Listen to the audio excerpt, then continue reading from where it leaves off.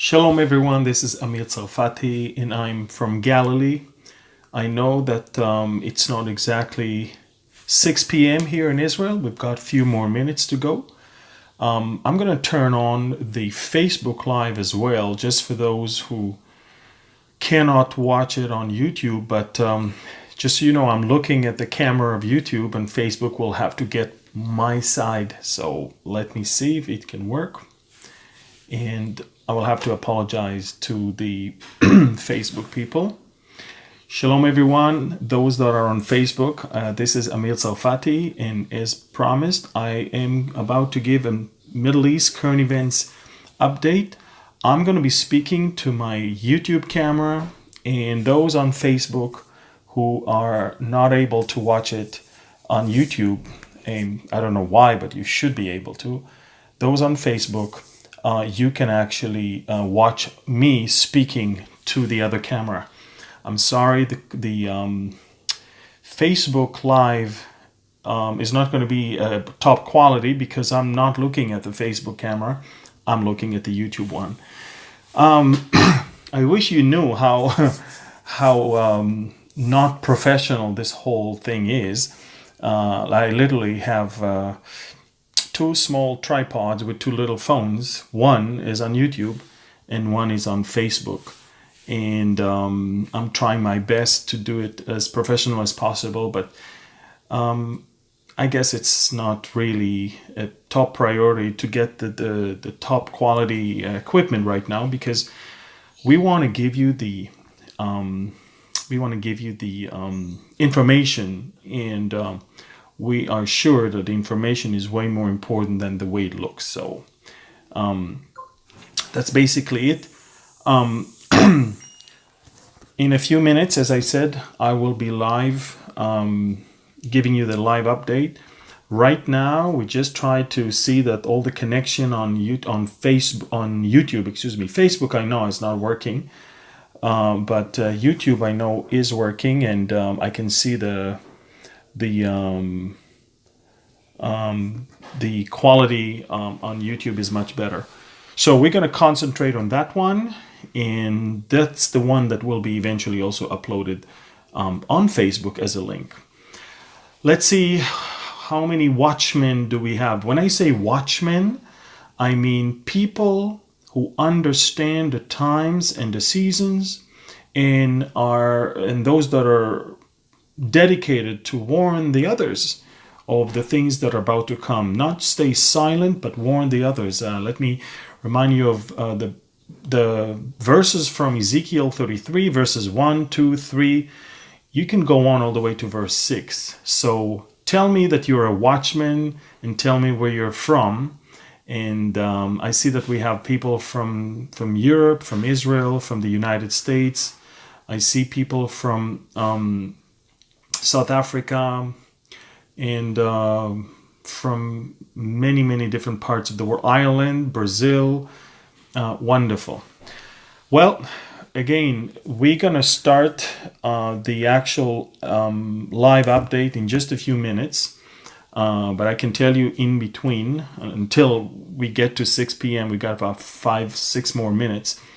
I can tell you that I just finished guiding for Governor Huckabee. It was a large tour of 330 people, 7 buses. I'm not a big fan of big groups, but I'm a good friend of the Huckabees, and I really love their tours. And it's always amazing, beyond seeing the land and beyond seeing how the Bible comes alive. It's always amazing how many people come to Israel with one thing in mind and leave Israel with another thing in mind. And I always love to watch from a side and how the Lord is working in the heart of so many people throughout the tour. And you literally see that they leave the country different people. And the Spirit of God is really working while the people are here. I always say that Israel is like the 5th gospel. You come here and you see for yourself how the Bible is reliable, authentic, true, and and how it's accurate. the descriptions of the Bible, the locations, everything screams, just like in Psalm 85, truth. It basically springs out of the earth. And no matter how many people are trying to suppress the truth and maybe rewrite history, then comes the archaeologist and they dig things out and they find that, if anything, it's their books that must be updated, but not the Bible. The Bible should not be updated. It's the same yesterday, today, and forever. It's the history books that are being updated. It's the archaeological literature that is being updated. And this is very amazing. We're going to talk this evening on 4 or 5 different topics. The first, I will tell you the good news, that we finally can reveal that a huge terror attack was foiled in Australia in July, the end of July, the last day of July of last year, thanks to the Israeli intelligence. I'll tell you all about it in a few minutes.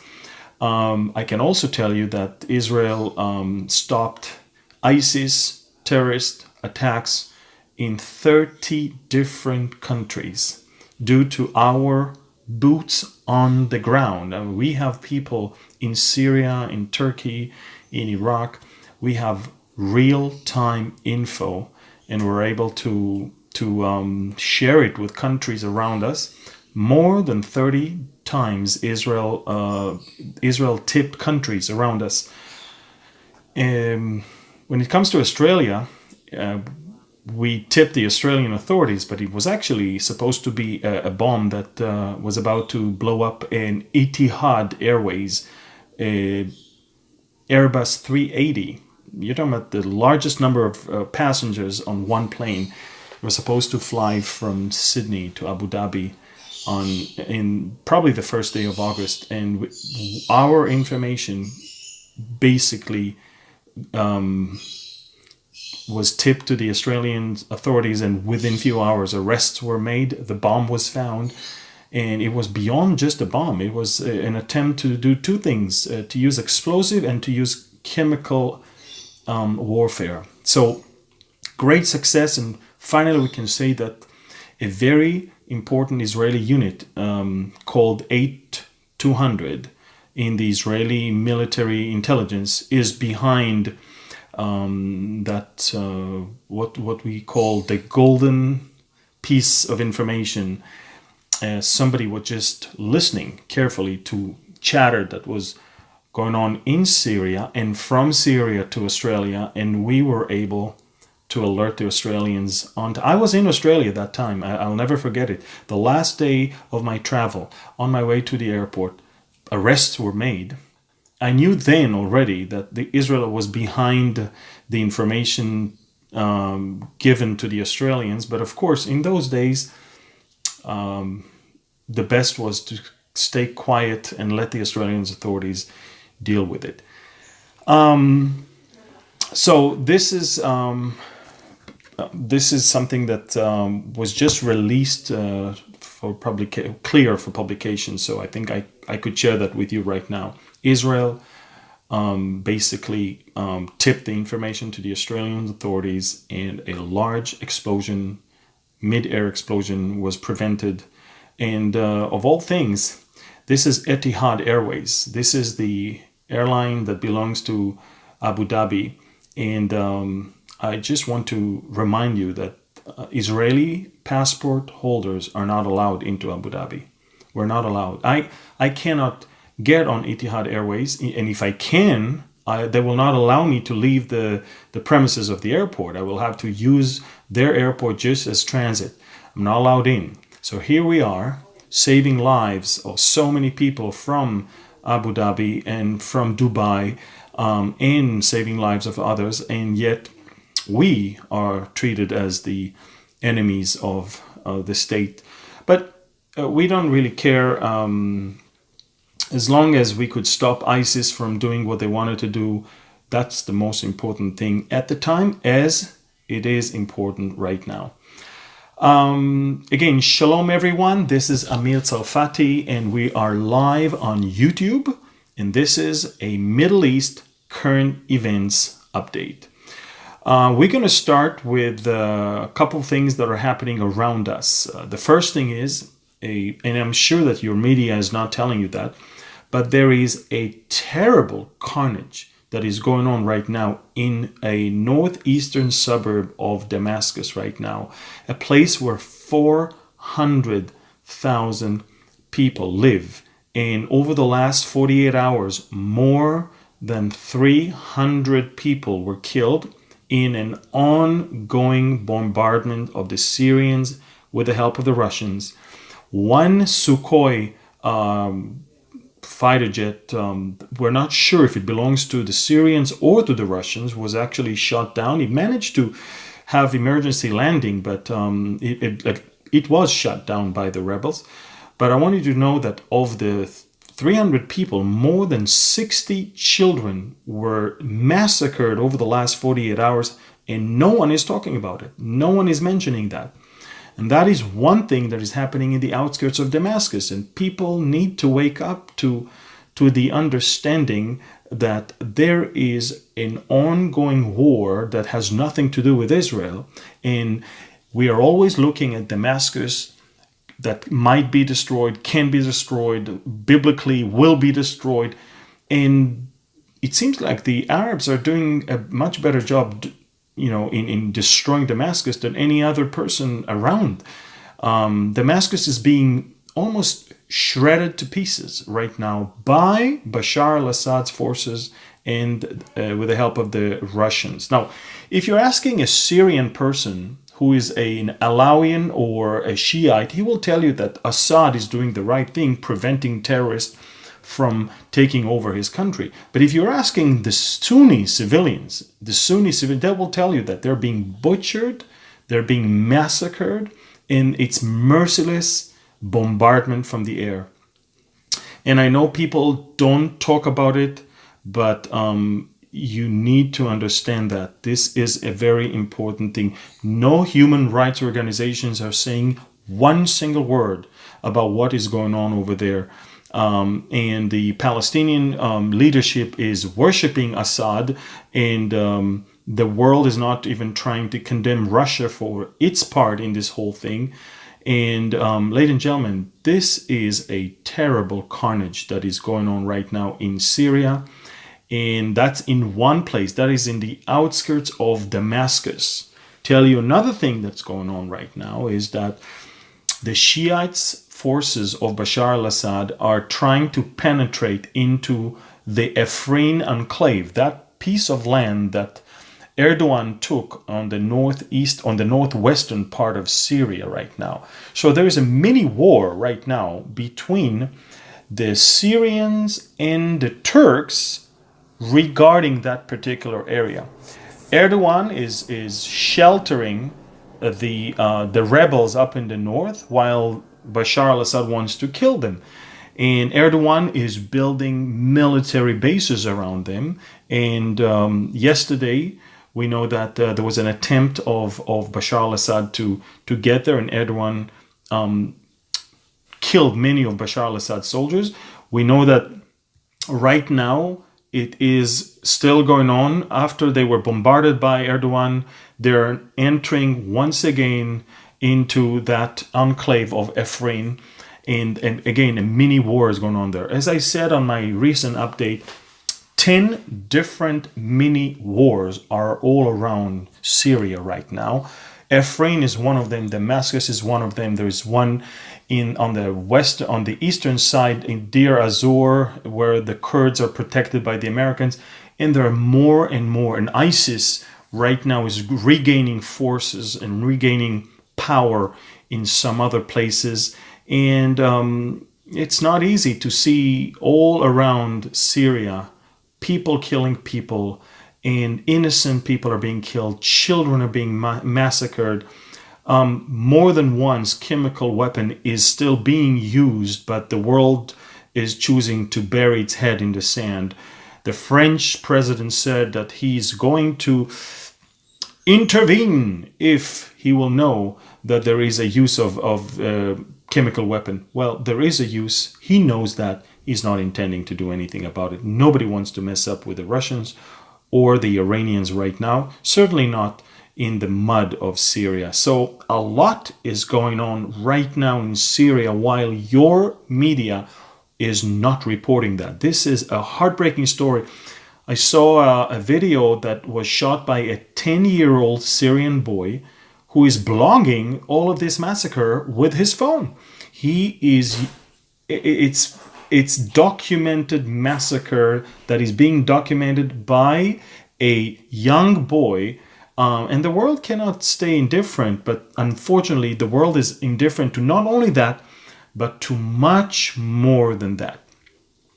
Let me tell you that on February 13th, which is about 8 days ago, Erdogan gave a big speech in which he outlined already his next struggle, his next war.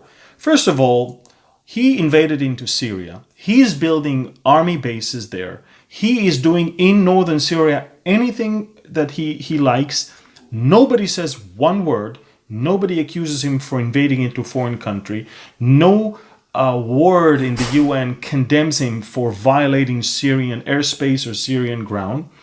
And he is drunk with power.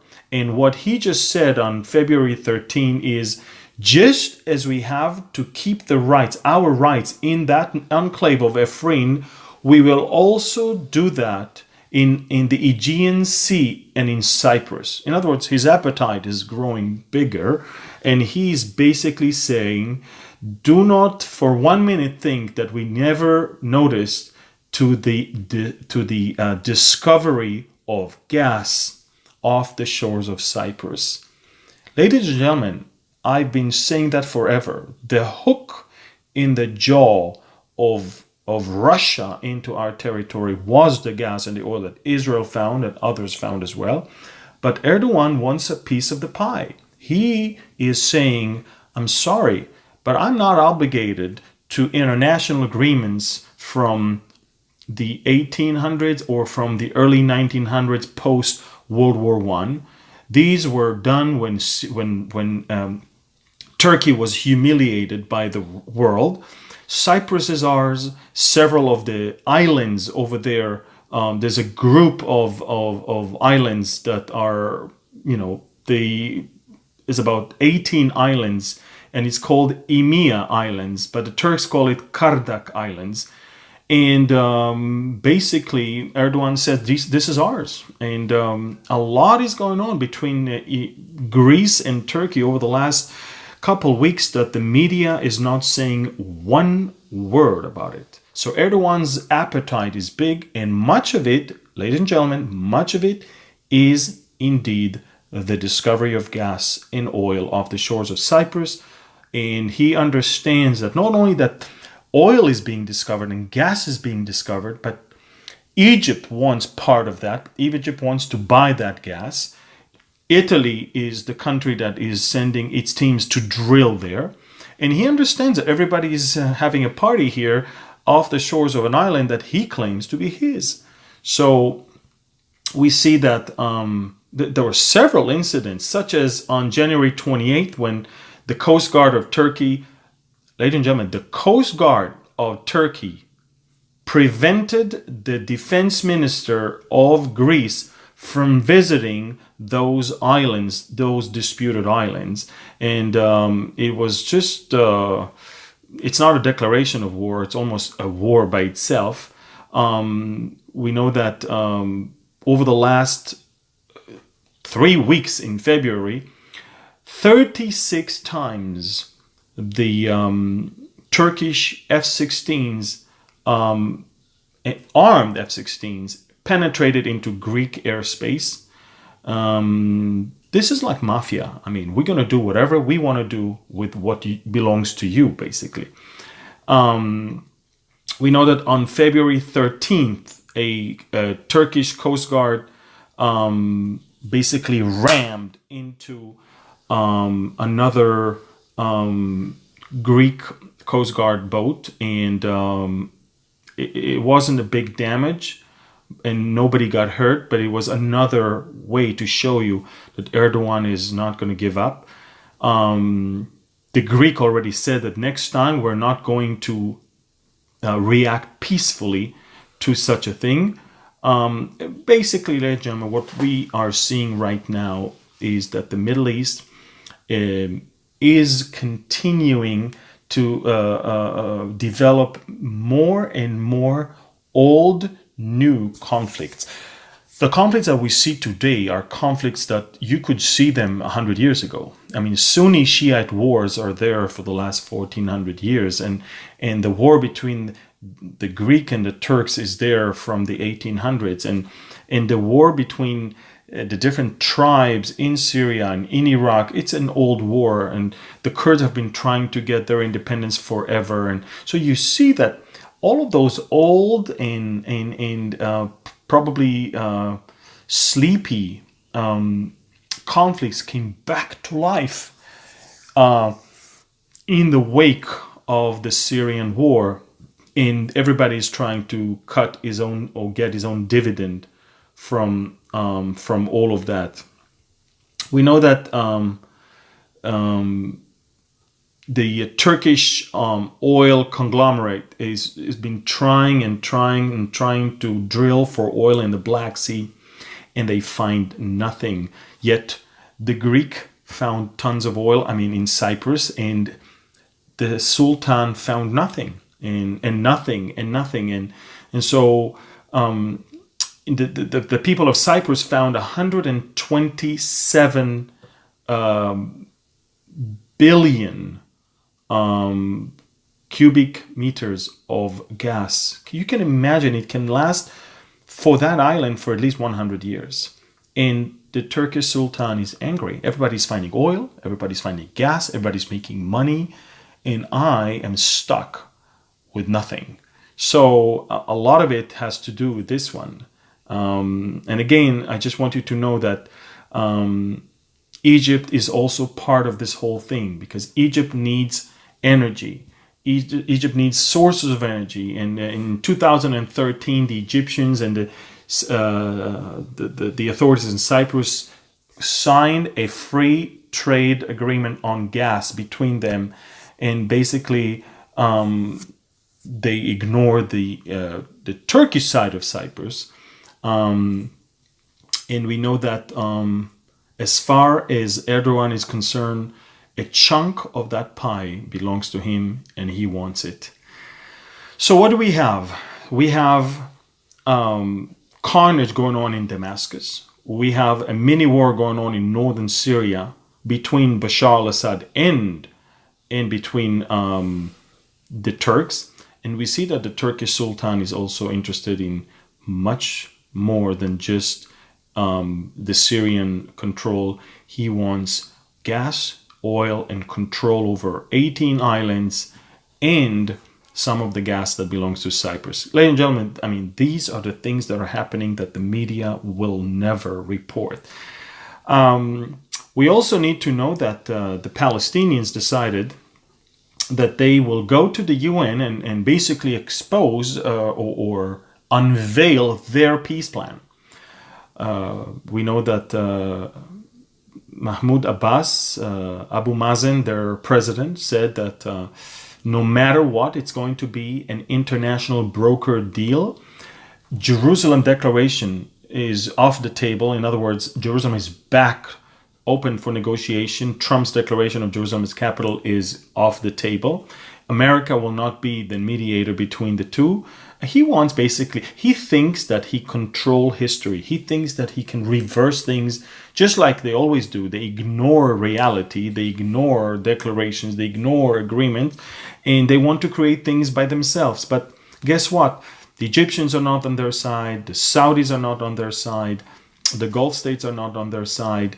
And apart from probably Iran and Turkey that are trying to help him by funding some of their activities, there is not much going on with the Palestinians. And they are very, very frustrated with this whole thing. Allow me to also update you on some of the inner politics in Israel. I know that many of you are watching what's going on with Netanyahu. There are 4 different cases, maybe almost 5 different cases where people are trying to put on Netanyahu an accusation of taking bribery.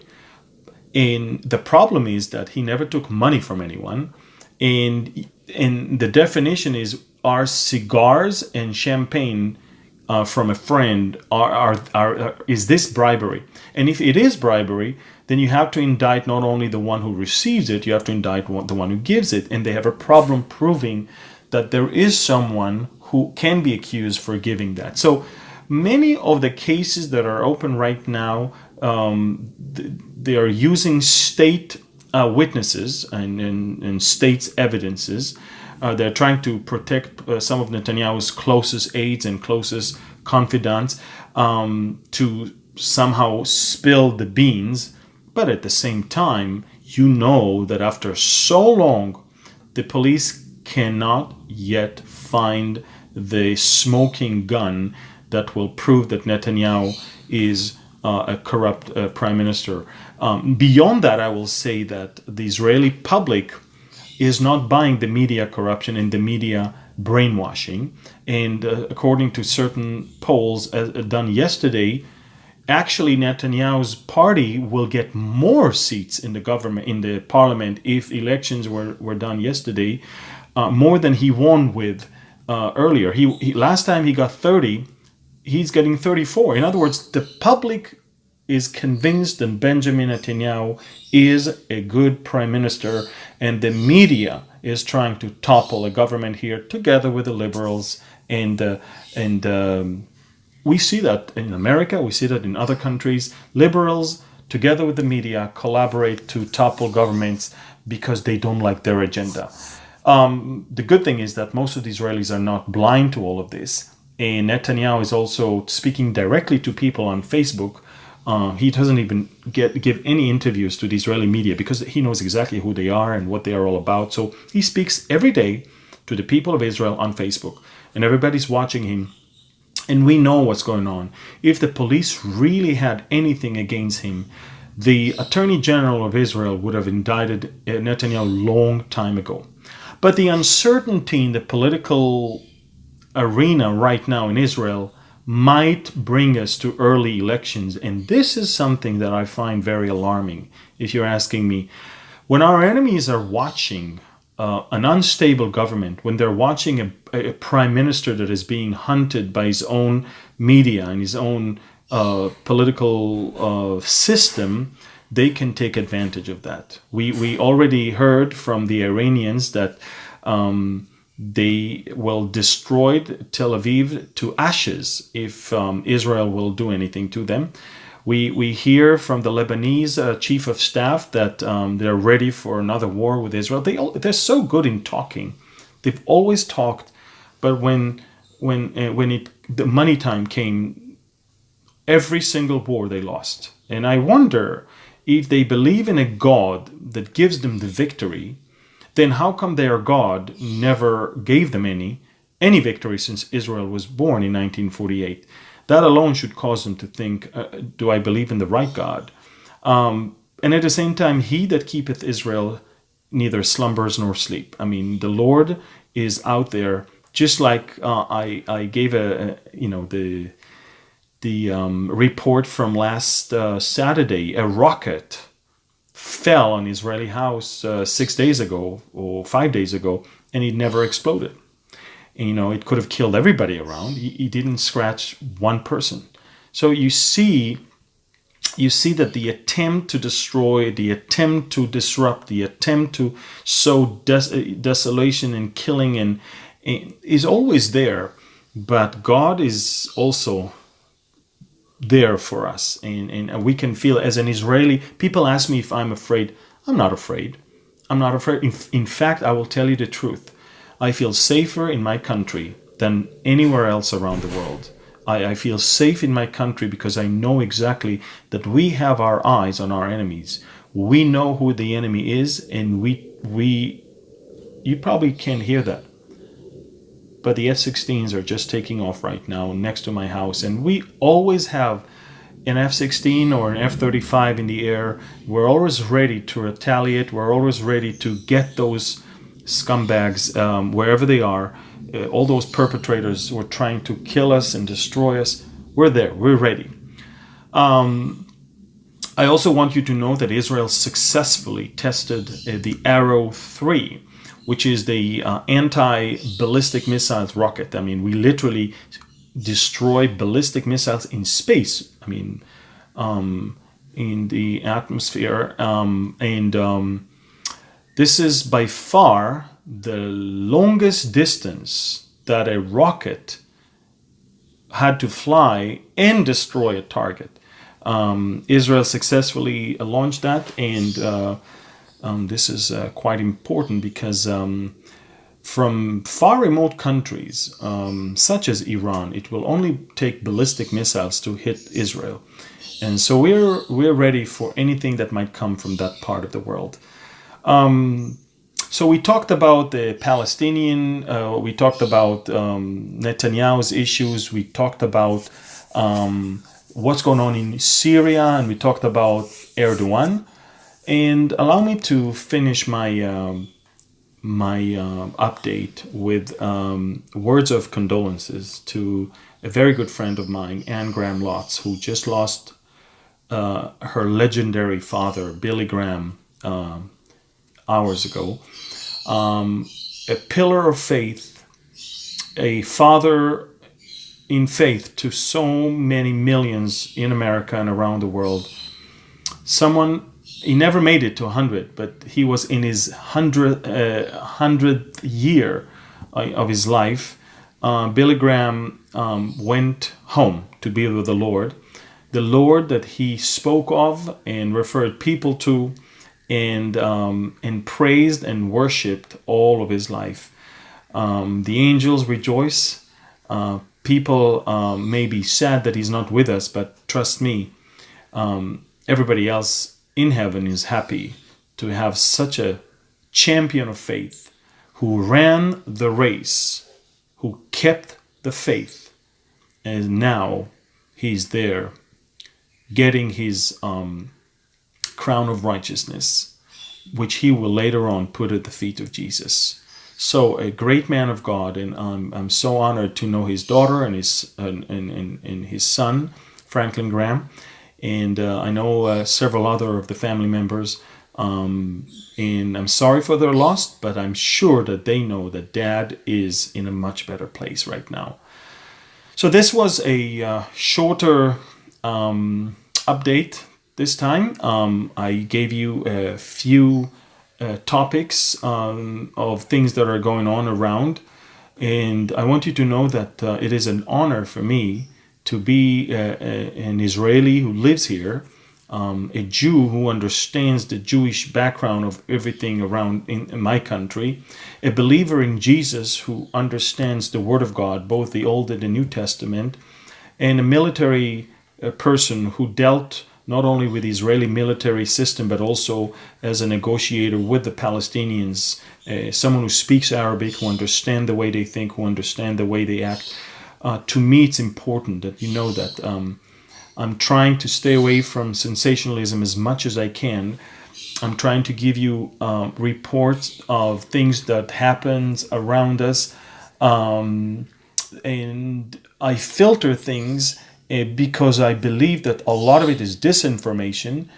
Many things that are written in newspapers are actually the opinion of the reporter and not necessarily the exact truth.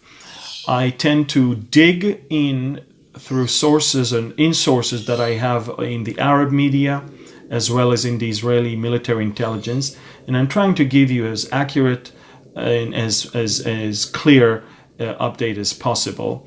I really feel that in these last days, one of the mandates of Behold Israel is not only to lead people in the country, is not only to teach the Word of God, but also to give people an understanding of the times and the seasons, sort of like being your boots on the ground here. And it is an honor for me to do that with the very, I would say, basic and humble means that I have, such as 2 phones and 2 little tripods, and 1 microphone that only works in one phone and is not working on the other one.